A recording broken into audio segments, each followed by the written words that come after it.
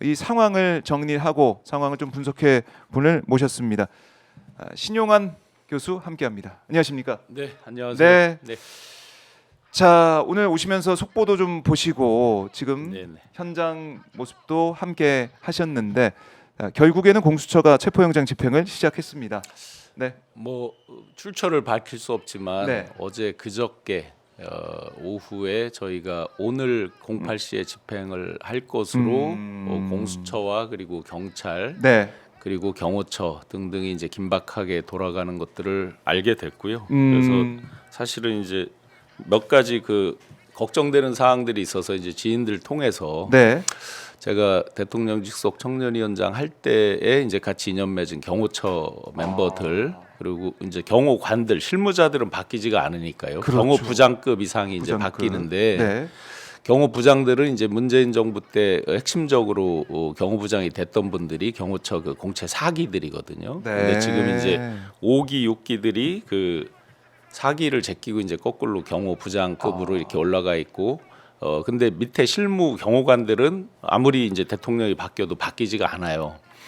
그래서 이제 안에 분위기 파악해보고 해본 결과 네. 소위 말해서 정무적으로 이제 영입돼서 온 경호처 분들 있잖아요. 예를 들어서 뭐 101 경비단 이런 데들은 이제 경찰이니까 경무관 분들이 이제 책임자고 101, 202 같은 경우는 네. 그리고 경호처 같은 경우는 이제 소위 김용현 경호처장 당시에 이제 일종의 발탁됐던 사람들, 네. 혜택을 누린 사람들 위주로는 이제 굉장히 충성 이런 것들을 강조하면서 굉장히 어떤 격앙된 분위기. 그런데 실무 직원들은 뭐가 있냐면 소위 말해서 늘공이거든요. 그러니까 이분들은 잘못됐을 때 연금이라든지 가족 부양의 문제라든지 여러 가지가 이제 직결되는 거죠. 공무원으로서. 네. 예를 들어서 형법 123조부터 한 144조까지 특수공무집행 방해까지 만약에 그런 게 해당된다 그러면 자기들 연금도 박탈되고 완전 지위가 박탈될 수도 있는 거잖아요. 더군다나 내란에 동조하는 예. 이게 되기 때문에. 그래서 분위기가 완전히 다르더라. 위에 소위 간부들과 일반 직원들과 이런 것들을 파악을 했고 예. 그래서 생각보다 강경하게 막는다라고 겉으로 알려져 있고 특히 이제 맞아요. 보수 언론을 중심으로 이제 그런 것들을 많이 강조했는데 실제 내부 분위기는 상당히 이원화돼 있더라. 네. 그래서 윗사람들이 강요하기가 쉽지 않은 면도 분명히 있더라. 아하. 다만 우발적인 충돌이 어디서라도 일어나면 그건 또 걷잡을 수가 없는 부분들이 있으니까 철저하게 대비를 해야 된다. 네. 이런 상황이었습니다. 그래요. 그러니까 저희도 지금 오마이 TV 이 생중계 생방송으로 보신 분들은 아시겠지만은 잠깐 설명하는 그런 대통령 쪽의 얘기는 있었지만 네네. 그냥 공수처 수사진들이 그냥 안으로 이제 들어갔거든요. 네네. 근데 막지는 않더라고요. 또 네네. 철문이 열리고 하는데도 불구하고 뭐냐면 이제 같이 경찰 대 경찰이 있고요. 네. 그 외곽은 이제 202 경비단에서 막는데 경찰입니다. 근본적으로 내부를 이제 101 경비단이 막는데 네. 그것도 근본적으로 경찰입니다. 경찰이고. 관전은 이제 5 경비단 그리고 옛날로 치면 이제 헌병대라고 그랬죠. 33 네. 그 헌병대 등등이 이제 경호를 하고 있는데 같이 이제 경찰 대 경찰로서 같이 예를 들어 어떤 우발적 충돌이라든지 서로 어떤 무력을 겨루는 이런 일들은 상대적으로 좀 적을 것이다. 그래서 아마 겉으로는 표가 안 나지만 물 밑에서 분명히 접촉이 있었을 겁니다. 서로 어떠한 형식과 하겠다. 절차, 예. 뭐 예우라고는 표현하지 않지만 이미 오동훈 공수처장도 이제 그 얘기를 했잖아요. 대통령에 대해서 우리가 어떤 위력이나 이런 것들을 하지 않을 터이니 어떻게 해라는 식의 그런 뉘앙스로 이제 말을 이미 하기도 했고. 네. 경호처장 같은 경우도 박종준 씨에 대해서 이제 굉장히 여러 비판도 있지만 제가 이제 위원장 할 때 이분이 경호처 차장을 했거든요. 경호실 차장을 했거든요. 예. 그때도 들렸던 얘기는 상당히 이 성품 자체는 온화한 분이고 이분이 야인으로 계실 때 이건 네. 확인을 해봐야 됩니다만 예. 제가 들었던 얘기는 어떤 그 종교 목회 같은 걸로 이제 목사 안수 이런 것들을 통해서 목회의 뜻도 있었다. 그랬는데 예. 경호처장 발탁되고 상당히 후회를 했다라는 후일담이 들려오기도 하고요. 후회를 했다. 예. 그래서 아마 생각보다 그렇게 예. 과격하게 어떤 강경하게 되면서 밑에 실무 직원들이 경찰이든 경호처 직원이든 문제가 되는 이런 상황을 그렇게 함부로 만들 것 같지는 않다. 이런 게 있고요. 네. 저희가 기억을 더듬어서 돌아가 보면 1995년 12월 3일이에요. 전두환 연희동 그 사저를 떠나서 합천으로 갔었죠. 네. 그랬는데 그 소위 우리가 그 천하의 그 호기를 부리던 전두환도 그 당시에 합천 경찰서장 총경입니다. 총경이 그 당시에도 상당히 많은 그 지지자들이 애워싸고 합천의 그 지역의 청년 이런 분들이 그 당시 청년들이 막 네. 애워싸고 굉장히 무력 충돌 이런 것들이 우려가 됐었는데 당시 합천 경찰서장이 오래 길지 않은 시간에 대화를 하고 하면서 잠깐 기다려달라라고 하면서 장세동 이런 사람들이 오고 옷을 갈아입고 자기 발로 결국은 나오게 됐죠. 그래서 제가 다른 방송에서 예. 네. 예. 자, 사실은 지금 상황도 어떻게 보면은 네네. 비슷한 상황. 지지자들이 좀 모여 있긴 하지만 네네. 이걸 지금 뚫고 이제 들어갔고. 근데 똑같이 할까? 저는 그런 생각이 들어요. 윤석열이. 그래서 제가 이제 예. 다른 방송에서도 한번 어쨌든 함께 하고 모셨던 사람으로서 내가 마지막으로 제가 건의를 드린다 하고 말씀드렸던 게 있어요. 이 자식들 맘대로 해봐. 뭐 이 땡땡 이 새끼 하던 그 호기 매번 뭐 장관 임명 안 하면 내가 차관으로 뭐 행정하면 되지. 했던 그 호기 네. 다 어디 갔냐 이거예요. 그래 소위 말해서 쪼잔하게 자기 예. 지지자들한테 유튜브 본다고 하면서 편지 쓰고 그런 쪼잔한 짓 하지 말고 평소 보였던 그 호기 네. 그대로 그냥 자기 발로 걸어 나와라 라는 얘기죠. 그래요. 그러니까 우리 국민들 시청자분들이 염려하시는 게 어디 뭐 숨어 있고 막 이럴까 봐. 그러니까 이 호기의 그 뒤편에는 컴플렉스가 있다라고 저는 심리적으로는 생각을 해요. 허세와 그 호기 뒤에는, 그 뒤에는 굉장히 많은 컴플렉스가 있다. 그렇다고 해서 정말 그 숨어 있을 정도로 또는 뭐 누구는 이제 아크로비스타 사저로 뭐 피신의 수도 있다 뭐 여러 이제 말도 있는데 예. 그렇게까지는 정말 본인들이 자범 수준의 취급을 한다라고 얘기를 하기도 했어요. 윤곽근 변호사가. 네. 그러면 진짜 자범이 되는 거죠 스스로. 네. 뭐 당당하게 영장 발부 이게 법과 원칙에 따라 발부된 영장이라고 우리 국민들은 다 생각을 하고 있고 물론 이제 네, 윤석열 쪽에서는 그거 아니다라고 주장하고 있지만 다 지금 반박을 당하고 있는 거 아니겠습니까? 아니다라는 주장의 핵심이 아주 황당한 내용인데요. 네. 그래서 신인규 변호사가 이제 방송 중에 농담으로 변호사들 맞느냐, 변호사 자격증 박탈해야 되는 거 아니냐 이런 이제 농담도 했습니다만 예를 들어서 관할이 서울중앙지법으로 해야 되는데 서부지법으로 네. 했다. 그래서 판사 쇼핑을 했다. 그래서 그런 주장을 절차가 했죠. 적법하지 않다 이렇게 얘기를 하는데요. 네. 관할은 당연합니다. 거주지 관할로 돼 있어서 한남동 관할이 어디다 하면 이제 딱 답이 나오는 거기 때문에 네. 그 부분은 억지 주장이고 법리적으로 말도 안 되는 얘기고요. 또 뭐 이순영 부장판사 당시에 그분의 어떤 개인적인 커리어를 놓고 뭐 판사 쇼핑을 했다 이런 식으로 얘기를 하는데 판사 탄핵 얘기까지 국민의힘에서 네네. 하더라고요. 그러면 제가 이제 계속 강조드렸던 선택적 정의와 공정, 내로남불 그 전형의 핵심이 윤석열이다라고 늘 말씀을 드렸는데 그러면 권성동 원내대표 무죄 받았잖아요. 인사청탁에 대해서 KT 직원 인사청탁 등 강원랜드 뭐 네. 그때 같이 이제 묶여 있을 때 아하. 그때는 무죄 받았을 때 좋아라 했잖아요. 예. 그러면 역으로 판사 쇼핑을 잘한 거네요. 그들 입장으로 보면. 근데 왜 이제 와서 결과가 꼭 부정선거 주장도 똑같잖아요.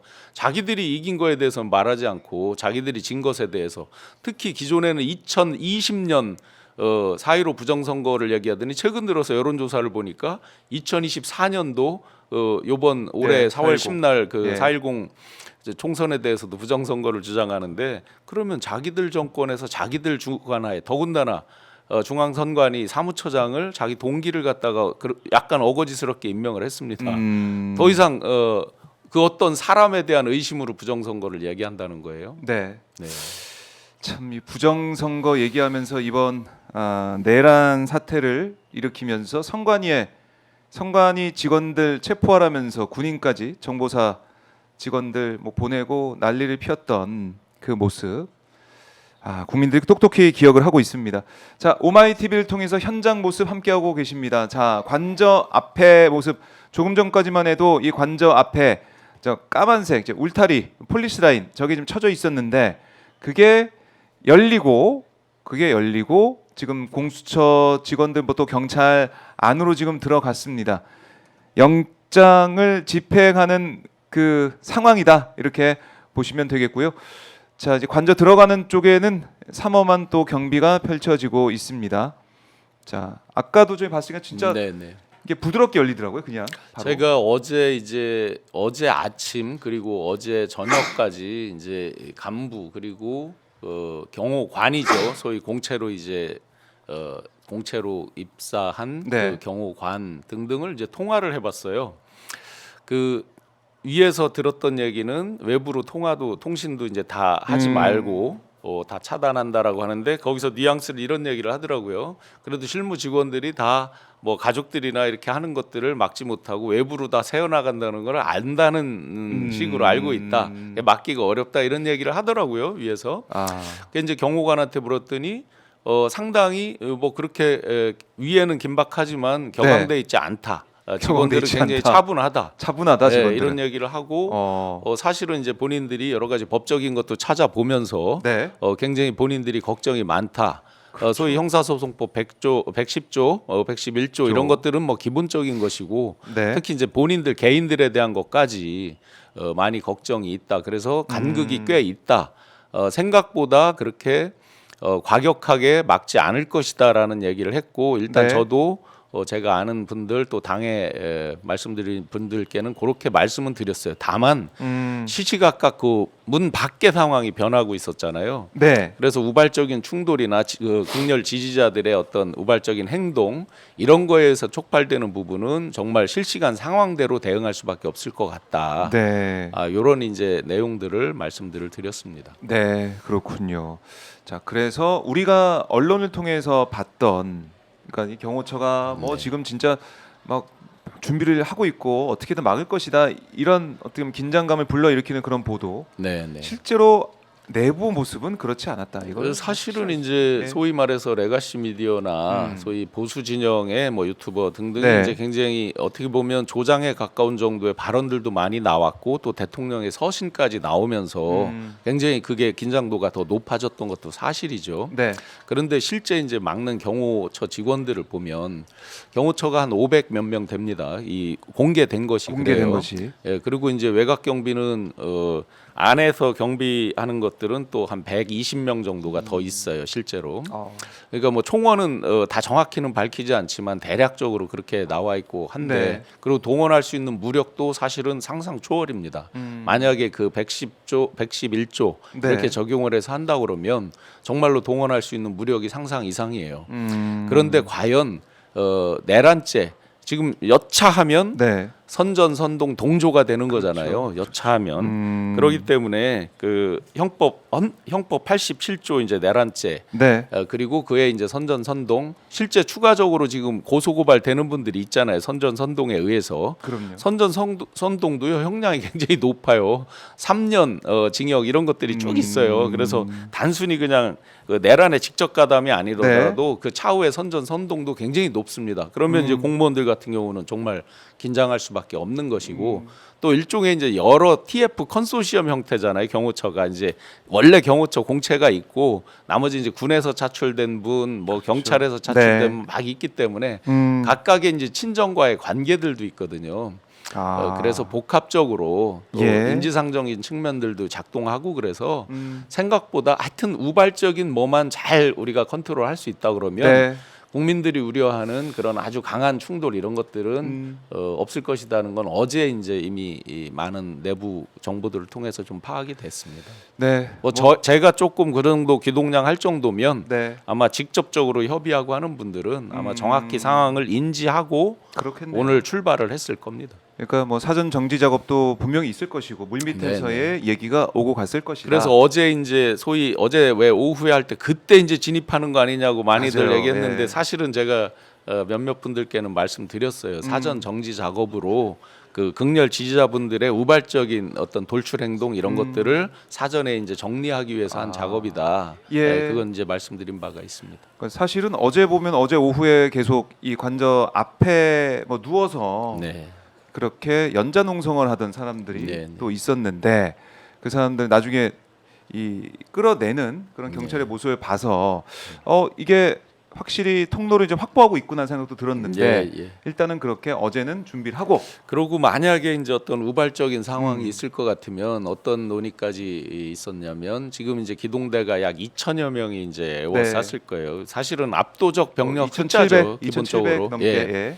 거기에다가 이제 경기를 포함한 각 지역에 이제 추가적으로 기동대를 예비적으로 만약에 어떤 상황이 있으면 그렇네요. 추가적으로 해서 이 극렬하게 저항하거나 돌출 행동을 하는 분들을 좀 이렇게 막겠다 하는 그런 계획들이 꽤 체계적으로 굉장히 이 깊이 있게 설정된 것으로 알고 있습니다. 네.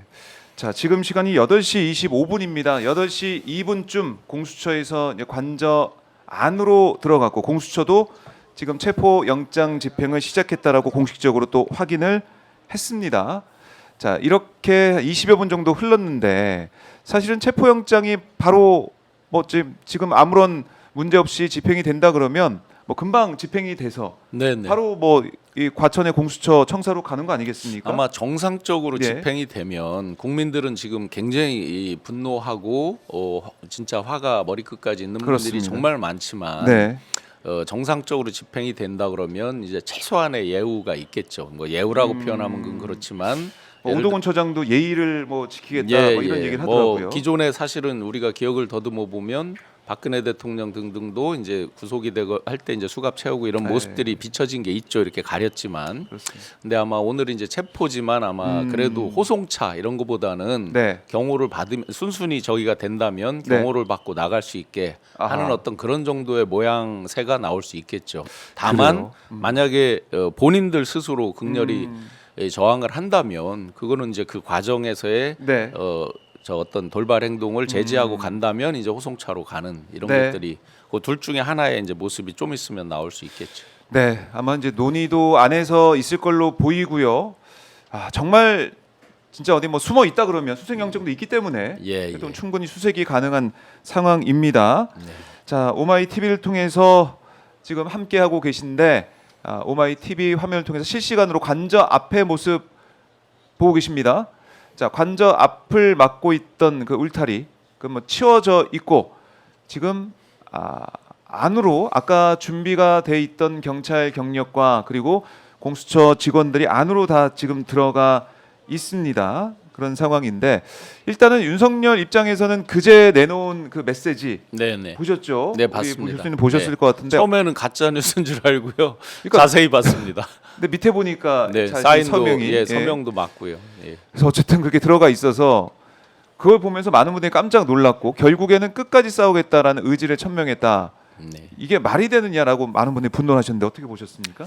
아마 평소 그 소위 호기가 이제 아까 제가 컴플렉스에 거꾸로 투영되는 네. 모습 아니냐라고 말씀을 드렸는데 사실은 이제 호기롭던 모습들, 허세 떠는 모습들 그거에 저는 연장선상이라고 봅니다. 네. 그러니까 허상 속에 살았고 동굴의 비유처럼 이제 동굴 좌정관천이죠. 우물 안에서 우물 안에, 예. 밖에 자기가 보는 세상, 유튜브의 세상 본인이 글에다가 유튜브로 유튜브 보고 본다고 있다. 그러더라고요. 그러니까 자백을 한 셈이죠. 내가 내가 그것만 본다. 유튜브를 통해서 친위 쿠데타를 일으켰고 그래서 예. 그런 이제 황당한 거를 그걸 쓸 정도로 그렇게 돼 있는 거죠. 그래서 마지막 아마 이제 이들의 판단은 이판사판이라는 심정이 굉장히 강했어요. 제가 총리실 쪽 이판사판. 관련된 분들 연락해보고 했을 때도 마찬가지인데 대통령, 총리실 심지어 이제 그 당시 국무회의에 참석했던 네. 사람들까지도 이판사판의 심리가 굉장히 강해 있었어요. 그러다 보니까 이판사판의 심리가 작동하다 보니까 마지막 의존할 때가 뭐냐? 그러면 우리 같으면 역사와 국민 앞에 마지막 모습이라도 떳떳하게 해서 진실을 규명하고 석고대죄한다. 뭐 이런 게 이제 합리적인 의사결정이잖아요. 그렇죠. 그게 예. 아니라 최후의 순간까지도 자기들이 붙들 수 있는 건 이제 와서 국민들한테 잘 보이는 척 민주당의 어떤 뜻에 따르는 척 해봤자 자기들이 용서 안 된다. 왜냐하면 이들이 생각하는 게 형사법적인 거 탄핵이나 이런 것들을 그건 변론으로 하고 내란죄 형법 제 87조에 따른 그 내란죄에 따른 네. 형사적인 처벌 이걸 면하기가 어렵다라는 심리들이 강하게 작동한 거죠. 그러다 보니까 조금이라도 남아 있는 지지자, 네. 지지층 아하. 그거에 의존하자